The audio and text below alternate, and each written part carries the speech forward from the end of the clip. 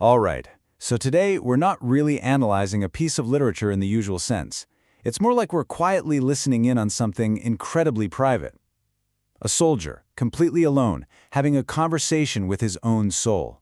And it all starts with this one deeply exhausted plea. Think about how most war stories begin, usually with a bang, a call to arms, right? Not this one.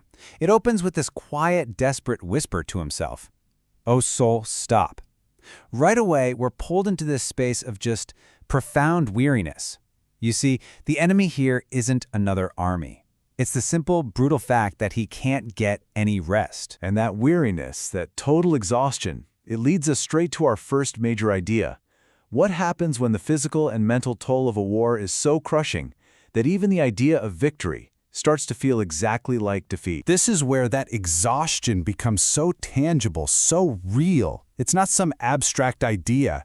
He's literally saying he's tired of his own face when he sees it covered in the dust and grime of battle. It's such a powerful way to ground this feeling. He's just sick of looking at his own worn-out reflection. And this is where it gets really profound. That exhaustion runs so deep that the lines between the most fundamental concepts just blur into nothing. Get this, he says that victory and death, at this point, feel the same. Why? Because in his reality, both of them just feel like being broken, like defeat. The entire meaning of the conflict, the whole point of it all, has just collapsed in on itself. So you have this complete physical collapse. But it doesn't stop there, of course. It bleeds inward. And that takes us to our second theme, what happens to the soul itself, how it becomes fractured by the constant echoes of the life he left behind. And here, for a moment, we see the person underneath all the armor. The longing for his daughter's laugh, the warmth of home. I mean, that's universal. We can all understand that. It's the simple, human things.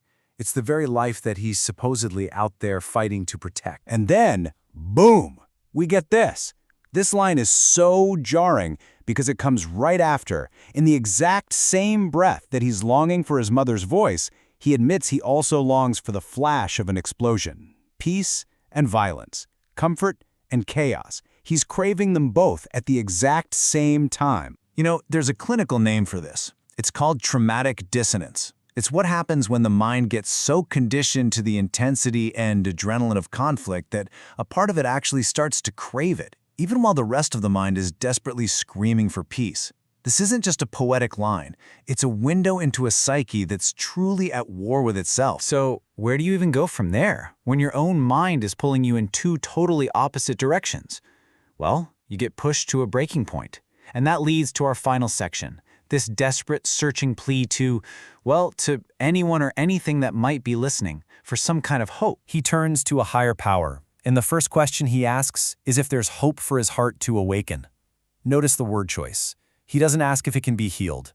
He asks if it can awaken. It's as if his heart isn't just broken, it's gone dormant, it's numb.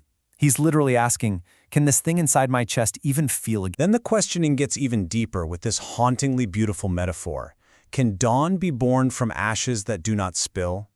Think about that image, ashes that don't spill. It suggests a destruction so total, so clean, that there's not even rubble or blood left.